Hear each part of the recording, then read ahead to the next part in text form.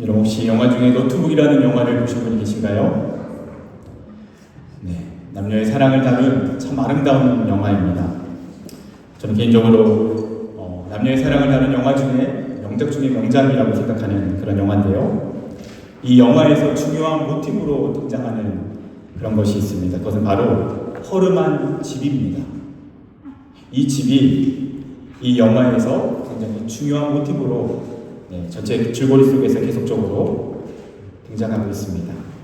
17세에 가장 순수하고 가장 빛나는 그 17세의 남녀가 만나서 서로를 순수하게 사랑하기 시작합니다. 어느 날 두 사람은요, 이 허름한 폐가를 바라보면서 특별히 남자 주인공이 이 폐가를 수리하여 우리가 나중에 결혼해서 함께 이 집에서 살자라고 약속하면서 나름대로의 그런 진정성 있는 약속을 하기도 합니다. 근데 안타깝게도 그 여자 주인공의 부모님의 반대로 그리고 여러 상황들로 인해서 이 남녀는 결국 헤어지게 됩니다. 시간이 흐르지만 이 남자 주인공은요, 이 여인을 잊지 못하고 이 허름한 폐가를 인수해서 열심히 수리하기 시작합니다. 그 폐가를 수리하고 장단하고 깨끗하게 그것들을 정리하여서 나중에는 허름했던 폐가가 너무나도 근사한 저택으로 변신하게 됩니다. 그 폐가에서 이제 아름다운 저택으로 된 그 공간에서 그 사랑했던 그 여인은 눈에 보이지 않습니다. 하지만 이 남자는요, 어쩌면 다시 만날 날을 그리워하면서 그 폐가에서 지내다가 시간이 흘러서 다시 만나게 되고 그 약속대로 함께 결혼하여서 그 집에서 그 아름답게 장단된 집에서 살아가기 시작합니다. 그 사랑이 완성된 것은요, 집의 건물의 완성이 아니라 결국에는 두 사람의 만남을 통한 사랑의 회복이었다라는 것이죠. 우리는 느헤미야 말씀을 통해서 하나님께서 특별히 예루살렘 성벽을 회복하라고 하는 사명을 주시고 예루살렘 성벽을 재건하는 내용을 함께 나누고 있습니다. 드디어 성벽 공사가 50일 만에 완공되었습니다. 느헤미야를 통한 그 프로젝트가 너무나도 감사하게 잘 완공되어서 하나님께 영광 돌릴 수 있게 되었습니다. 그 성벽은 무엇을 의미합니까? 성벽은요, 예루살렘 성전의 확장입니다. 그리고요, 그 성벽은 바로 하나님과 하나님의 백성이 함께 살아가는 사랑의 울타리입니다. 사랑의 건물이고 사랑의 집이라는 것입니다. 그렇다면 느헤미야를 통해서 그 성벽이 완공된 것으로 모든 것이 끝난 것일까요? 그렇지 않습니다. 이제부터 중요한 것이 남았습니다. 그것은 바로 집이 준비되었기 때문에 이제는 그 하나님과 백성의 관계가 회복되어야 하는 더 중요한 앞으로의 과정이 남아있다라는 것입니다. 마치 남녀 주인공이 함께 약속했던 근사한 집이 지어졌지만 그 집에 사랑하는 사람과 함께 살 수 있는 그런 현실이 마련되지 않는다면 너무나도 공허한 것처럼, 그리고 그 남녀가 다시 만나서 아름답게 사랑을 회복할 때 진정한 완성을 기대했던 것처럼 이제 성벽은 완공되었습니다. 하나님과 백성이 기대해야 될 것은 바로 하나님과 백성의 그 사랑의 회복이라는 것입니다. 사랑하는 여러분, 혹시 지금 우리의 신앙이 그런 신앙의 외형은 갖추고 있지만 그 외형만큼 어쩌면 외형보다 더 중요한 신앙의 내용은 어쩌면 우리에게 공허하게 방치되어 있지 않은지 한번 돌아보기 원합니다. 교회에 나와 있습니다. 예배는 드리고 있습니다. 그것도 참 중요합니다. 그런 신앙의 외형도 너무나도 소중한 것입니다. 더 중요한 것은요, 그 하나님과 나와의 실제로 살아있는 관계 속에서 사랑하느냐입니다. 오늘 우리가 신앙의 외형을 넘어서 신앙의 내용, 하나님과 관계를 점검하는 것, 그것은 다른 어떤 것보다도 더 우선적으로 우리에게 생각해 보아야 할 주제라는 것입니다. 여러분 스스로에게 한번 물어보십시오. 나는 지금 이곳에서 예배하고 있습니다. 그런 신앙의 외형을 잘 갖추었습니다. 여러분 그것도 참 소중한 것입니다. 그것뿐만 아니라 정말로 내 안에 그 신앙의 내용, 신앙의 본질, 하나님과 나와의 신실한 사랑 가운데 구하고 있는가? 여러분 그 사랑이 점검되어지고 그리고 그 사랑이 하나님 안에서 더욱 아름답게 빛날 수 있기를 주님의 이름으로 축복합니다. 그것이 오늘 예배를 통해서 우리가 확인해야 될 대단히 중요한 주제라는 것이죠. 그렇게 성경 외관에 갖추는 이스라엘 백성들은요, 이제 그 신앙의 내용, 신앙의 본질을 회복하기 위해서 나팔절에 모든 백성들이 다 함께 모이게 됩니다. 그 성벽을 마친 그 예루살렘 성벽 안에서, 특별히 숨은 광장에서 모여서 이제 다 함께 하나님을 예배하고 특별히 하나님의 말씀을 듣는 시간을 갖습니다. 학사 에스라가 등장해서요, 율법책 곧 하나님의 말씀을 펴서 백성들에게 읽어줍니다. 그리고 레위인들은 그 말씀이 어떤 내용인지를 풀어서 백성들에게 설명해 주기 시작합니다. 그렇게 하나님의 말씀, 신앙의 내용, 신앙의 본질에 대해서 다시 한번 돌아볼 수 있는 기회가 허락되는 바로 그 시간에 여기저기서 우는 소리가 들리기 시작합니다. 훌쩍거리는 소리가 들립니다. 점점 훌쩍거리는 소리를 넘어서 통곡하는 소리로 변해가기 시작합니다. 그 우는 소리의 이유는 바로 회개로 인한 것이었습니다. 회개의 눈물이 가득 차기 시작한 것입니다. 사랑하는 여러분, 사랑과 떼어진 관계 안에 있다면 어떻게 해야 됩니까? 그때는요, 내가 그 사람에게 무엇인가를 잘못했는지를 돌아보고 진심으로 사과하는 것이죠. 여러분 마찬가지입니다. 하나님과 나와의 관계가 깨어있다면 가장 먼저 해야 될 것이 무엇입니까? 하나님 앞에서 내 자신을 돌아보고 하나님께서 깨닫게 하시는 잘못이 있다면 그것을 가지고 회개하는 것입니다. 그 말씀의 기준대로 회개하는 것입니다. 지금 느헤미야와 백성들은 하나님 말씀 앞에서 그 신앙의 외형을 넘어서 신앙의 내용, 그 신앙의 본질, 내가 하나님을 사랑하는 백성인지 하나님을 떠나 있는 것은 아닌지 그렇게 말씀 앞에서 자신을 돌아보다가 철저히 회개하기 시작하는 것입니다. 참 좋은 목회자이며 신학자인 팀 켈러 목사님이라는 분이 계십니다. 이분이요, 자신의 과거를 진솔하게 고백하는데요, 특별히 이분은 20대가 되어서 뒤늦게 예수님을 영접하고 예수님을 믿는 사람으로 살아갑니다. 그러다가 하나님의 부르심으로 인해서 신학교에서 신학을 공부하기 시작합니다. 그런데요, 예수님을 믿는 시간이 꽤 지났는데 돌이켜서 자신의 삶을 돌아보니까요, 거의 변화되지 않고 있는 자신을 발견하게 됩니다. 아니, 분명히 성경을 읽어보면 점점 변화되어가는 것을 보게 되는데, 그리고 내 주변에 많은 그리스도인을 보면 예수님을 믿고 변화되는 삶을 보게 되는데 자신은 변화되지 않고 그대로 머물러 있는, 영적으로 침체되어 있는 자신을 발견하게 되는 것입니다. 그리고 깊은 고민에 빠지기 시작합니다. 왜 나는 변화되지 않을까? 왜 나는 여전히 이 자리에서 제자리로 걸음만 하고 있을까?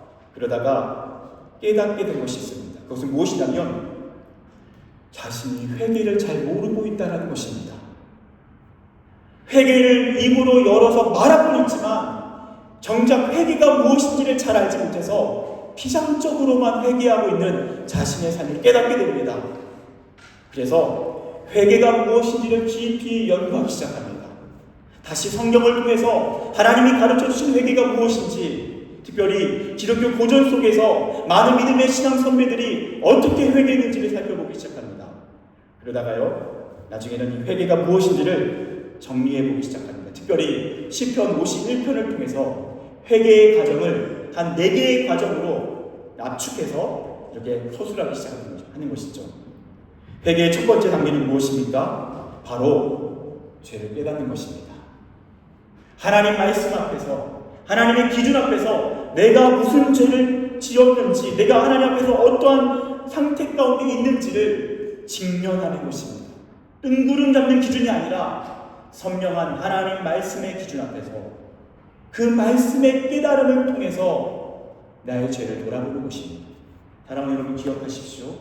하나님 우리에게 요청하신 분에게는 세상에서 말하는 그런 세상의 법칙을 통한 잘못에 대한 이야기가 아닙니다. 하나님의 말씀 안에서의 그 분명한 기준 안에서의 회개입니다. 여러분, 그렇기 때문에요, 말씀과 멀어지면요 자연스럽게 회개와 멀어지고요, 말씀과 멀어지면요 우리의 삶은 자연스럽게 침체될 수밖에 없습니다. 그렇습니다. 가장 먼저 말씀 앞에서 자신의 죄를 돌아보는 것입니다. 그 다음에 두 번째 단계는 무엇입니까? 그 깨달은 죄를 가지고 하나님 앞에서 자백하는 것입니다. 정직하게 진실되게 주의 성령께서 말씀을 통해서 생각나게 하신 자신의 부족함과 한계와 죄를 깨닫고 그것을 입술을 열어서 하나님 앞에 정직히 고백하는 것입니다. 그렇게 자백하는 단계입니다. 첫 번째는 죄를 자각하는 단계였다면 두 번째는 죄를 자백하는 것입니다. 그 다음에 세 번째는 어떤 과정입니까? 세 번째는요, 그 죄를 가지고 애통하는 것입니다. 하나님 앞에서 나의 죄를 깨달은 하나님께서 깨닫게 하시는 죄를 가지고 죄를 자백한 후에 이제는 나의 감정으로 그 죄로 인한 아픔과 고통과 눈물을 하나님 앞에 고백하는 것입니다. 오늘 말씀에서 백성들이 그 죄를 깨닫고 죄를 자백하며 눈물로 통곡하는 것처럼 우리의 감정을 다해서 하나님 앞에 진심을 다해 사죄하는 것입니다. 그래서 성경은 말합니다. 애통하는 자는 복이 있나니 저가 위로를 받을 것이며, 바로 그 애통하는 자리에 회개의 위로가 있다는 것입니다. 그렇게 세 번째 과정, 죄를 애통하는 과정이 있으면 네 번째는요, 그 죄를 미워하며 다시는 그 죄를 반복하지 않기 위해 결단하는 것입니다. 거룩한 삶을 추구하는 것입니다. 여기까지가 그가 성경을 통해 발견한 회개의 풍성한 의미였다는 것입니다. 다시 한번요, 처음에 뭐라고요? 죄를 깨닫는 것입니다. 그 다음에요, 죄를 자백하는 것입니다.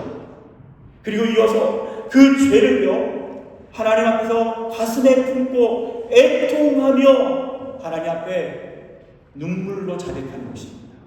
그리고 그 마지막 단계는요, 그 죄를 미워하고 그 죄를 멀리하고 그 죄를 끊어내기 위해서 우리의 삶을 다하여서 하나님의 뜻을 추구하는 것입니다. 여러분, 우리가 사과할 때 어떻게 해야 될까요?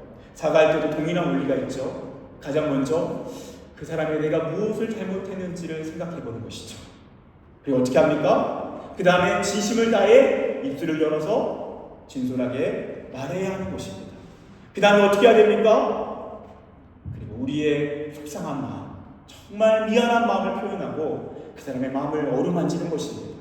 그리고 네 번째는요, 그 사과가 말로만의 사과가 아니라 나의 삶을 다한 진심이라는 것을 다시는 반복되지 않은 잘못을 통해서 그에게 진솔하게 표현하는 것입니다. 여러분, 그러한 진솔한 사과처럼 진솔한 회개는 이렇게 구체적이고 실제적이고 더 확고한 우리의 의지와 실천을 동반하는 것입니다. 사랑하는 여러분, 이것이 회개입니다. 그리고 이 회개는요, 하나님은 우리의 삶에 놀라운 새일을 시작하시는 그 새일의 가장 첫걸음이 되는 것입니다. 회개는 모든 회복의 시작입니다. 여러분, 제가 처음에는요, 사실 그런 적이 있었습니다. 교회 왔는데 회개하라는 설교를 들으면 사실 예전에는 좀 별로 안 좋았습니다. 아니, 교회 왔는데 좀 위로 좀 해주지, 왜 회개하라고 하나, 그런 것이 제 안에 좀 불편했던 시절이 있었습니다. 특별히 영적인 어린아이 때가 그랬던 것 같습니다. 근데요, 나중에는요, 설교를 듣다가 또는 성경을 읽다가 그런 말씀을 듣다가 회개하라는 말씀이 들리면요, 그것이 얼마나 반가웠는지 모릅니다. 왠지 아십니까? 회개는요, 회개를 위한 것이 아닙니다. 회개는 정죄를 위한 것이 아닙니다. 회개는 나를 살리시기 위한 하나님의 회복의 과정이기 때문입니다. 여러분, 회개는 하나님이 우리에게 주신 회복의 첫 단추이기 때문입니다. 그렇게 하나님은 우리에게 은혜를 주실 때 특별히 회개라고 하는 과정을 통해서 은혜를 시작하십니다. 여러분 혹시 이 자리에 오늘 예배를 드리는 중에, 특별히 말씀을 듣는 중에, 기도하던 중에 하나님이 생각나게 하신 죄가 있습니까? 여러분 그렇다면 그 죄를 반갑게 깨닫고 오늘 말씀드린 그 회개 과정으로 하나님 앞에 구체적으로 나아가십시오. 실제적으로 나아가십시오.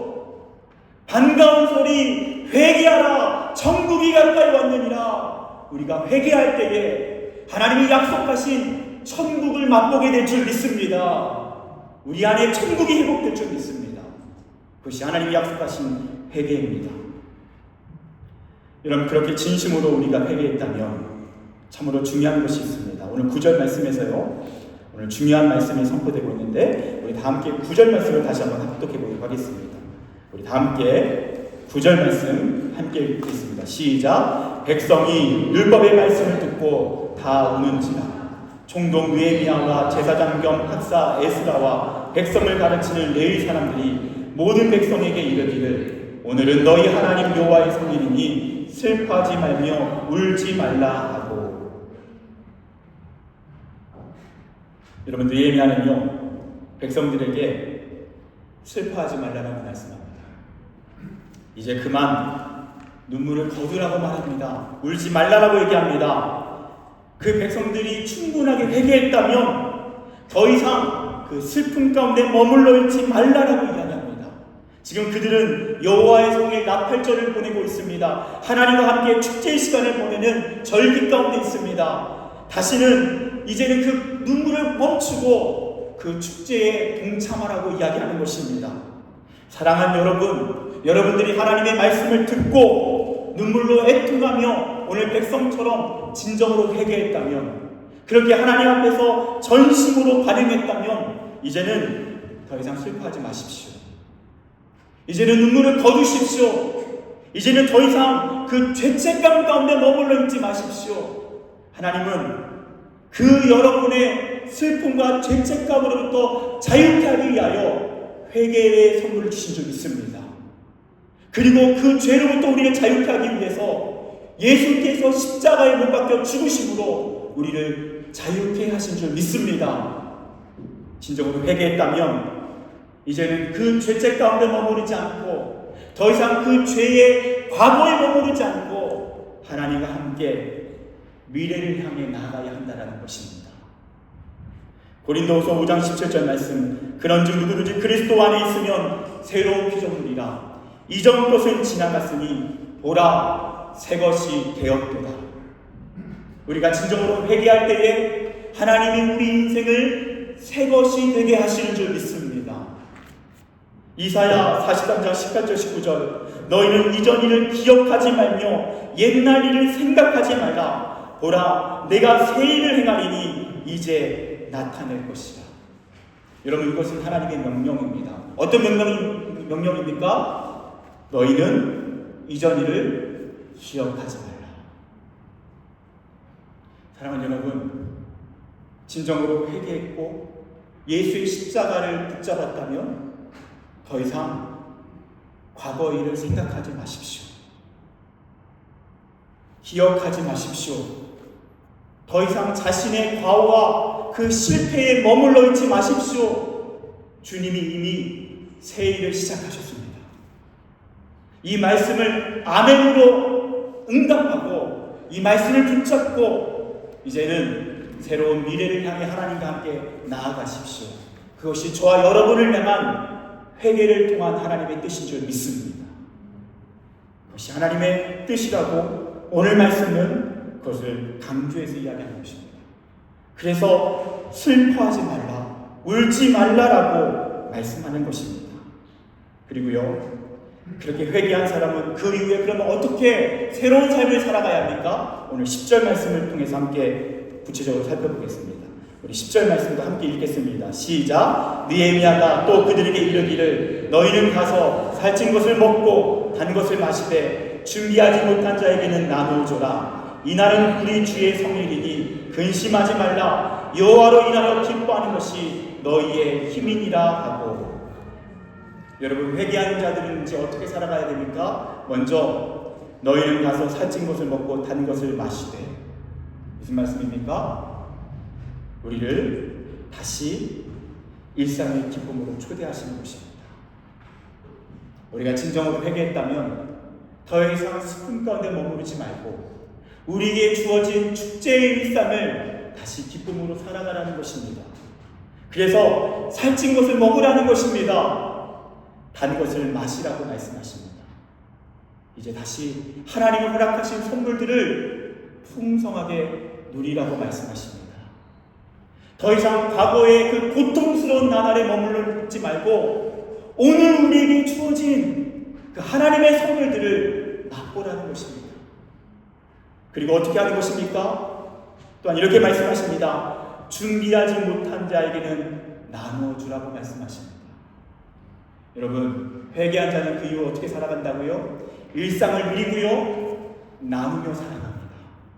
하나님이 기뻐하신 일이 무엇인지를 생각하고요, 나누며 살아가는 것입니다. 여러분, 우리 교회 요즘에요, 참 아름다운 나눔이 있습니다. 이번에는 사실 저희 집에 선풍기가 고장이 났는데 또 어떤 성도님이 그것을 어떻게 알았는지 오늘 선풍기를 나눠주셨습니다. 회개의 열매인 줄 믿습니다. 그냥 나누는 것입니다. 이런 회개는요, 회개를 통한 아름다운 삶의 구체적인 열매가 있습니다. 하나님이 기뻐하시는 삶으로 나누고요, 하나님이 무엇을 기뻐하실까 생각하면서 실천하는 것입니다. 오늘 말씀은 그렇게 나눔의 삶을 이야기합니다. 그리고 이어서 또한 오늘 말씀은 뭐라고 이야기합니까? 사실 오늘 우리에게 가장 중요한 말씀인데요, 여호와로 인하여 기뻐하는 것이 너희의 힘이니라. 주님이 회개한 우리를 향해서 무엇을 원하십니까? 여호와로 인하여 기뻐하라라고 말씀하십니다. 여러분, 여호와를 기뻐한다는 것은 어떤 의미일까요? 여러분 한번 생각해 보십시오. 사람을 기뻐한다는 건 어떤 의미일까요? 특별히 사랑스러운 자녀를 가지고 계신 분들은 다 공감하실 것입니다. 그 자녀가 너무 사랑스러울 때 어떻습니까? 기뻐합니다. 그렇죠? 그 기쁨을 주체하지 못하고 사랑을 표현합니다. 그러면서 막 기쁨으로 그 사랑을 표현하는 그 감정, 그 모습, 그것이 바로 여호와를 기뻐하는 것입니다. 오늘 주님께서는요, 회개한 백성에게 간절히 원하는 것이 있습니다. 그것은 무엇입니까? 여호와를 기뻐하라고 말씀하십니다. 다시 여호와를 사랑하고 그 사랑 가운데 함께 기뻐하자라고 말씀하십니다. 그렇게 기뻐하는 자에게 하나님은 어떻게 일하십니까? 그때 우리는 다시 하나님의 마음을 깨닫게 됩니다. 스바냐 3장 17절 그가 너로 말미암아 기쁨을 이기지 못하시며 너를 잠잠히 사랑하시며 너로 말미암아 즐거이 부르며 기뻐하시리라. 여러분, 우리가 하나님을 다시 사랑한다라고 고백하기 시작할 때 우리 안에 무엇을 깨닫습니까? 내가 하나님을 기뻐하기보다 먼저 하나님이 나를 기뻐하셨다는 것을 깨닫습니다.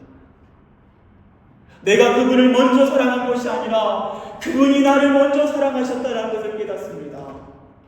그리고 나의 기쁨과 하나님의 기쁨이 만납니다. 나의 사랑과 하나님의 사랑이 만납니다. 그리고 그 자리에 하늘의 평강이 임하는 줄 믿습니다. 그 자리에 존재의 기쁨이 넘쳐나는 줄 믿습니다. 그래서 오늘 말씀은 뭐라고 증거합니까? 여호와로 인하여 기뻐하는 것이 너희의 힘이니라. 여러분, 우리가 언제 힘을 얻습니까? 사랑받고 사랑할 때 힘을 얻습니다. 근데 우리가 가장 근원적으로 누려야 할 사랑은 무엇입니까? 바로 우리를 만드신 창조주, 나를 사랑하사 나를 위하여 자기 몸을 버리신 그 하나님의 아들의 놀라운 사랑인 줄 믿습니다.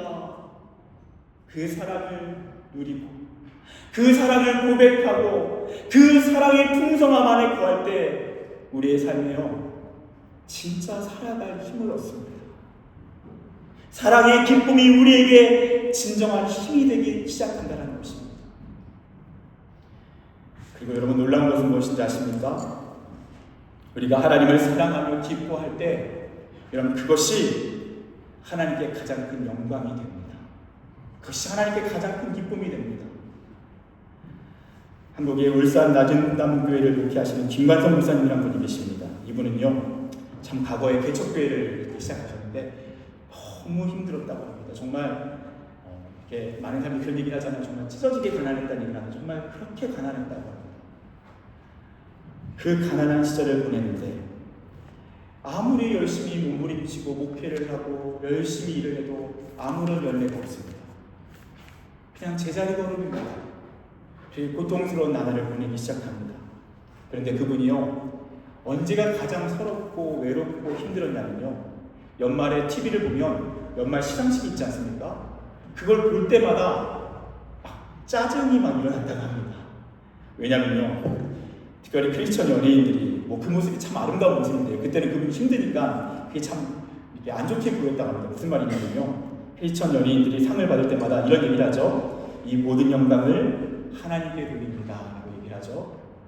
그 이야기를 듣는데 그 이야기를 들을 때마다 막 너무 화가 나는 겁니다.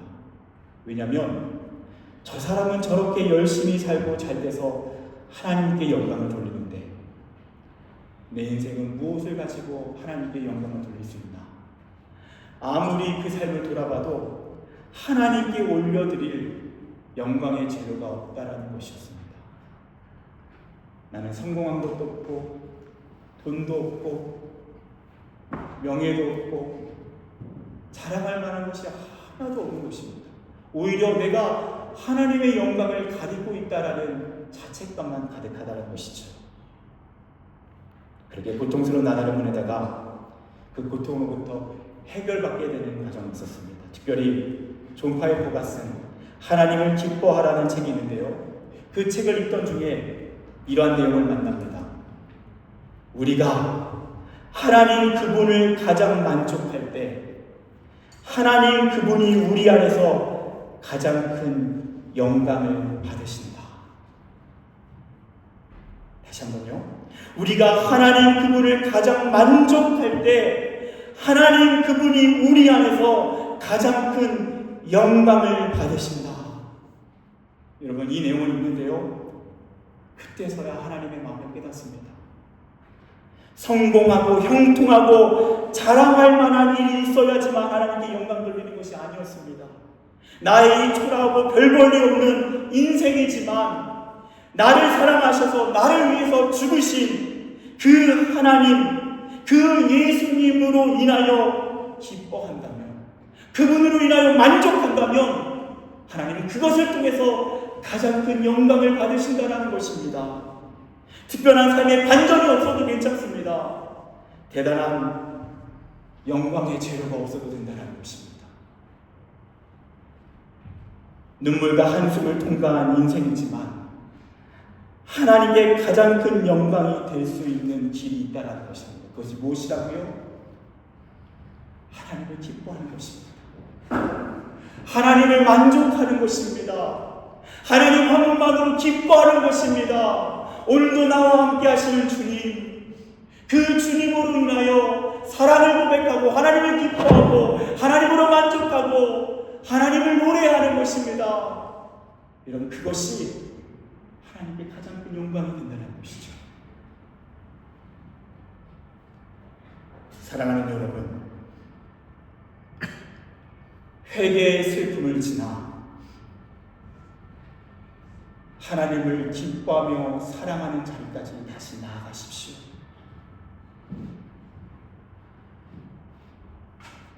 더 이상 슬픔에 머무르지 마시고 하나님을 기뻐하며 하나님을 사랑하며 하나님으로 만족하는, 그래서 여호와로 기뻐하는 것이 너희의 힘이라고 말씀하시는 그 하나님 앞에 기쁨으로 반응하십시오. 그렇게 하나님 한 분으로 기뻐하는 자에게 하나님은 가장 큰 영광을 받으시고 그 삶 가운데 샘을 주시고 새 소망을 주시고 다시 일어나 걸어갈 수 있는 능력을 주신 줄 믿습니다. 그렇게 하나님을 기뻐하며 살아가시는 저와 여러분의 인생 되시기를 진심으로 축복합니다. 기도하겠습니다.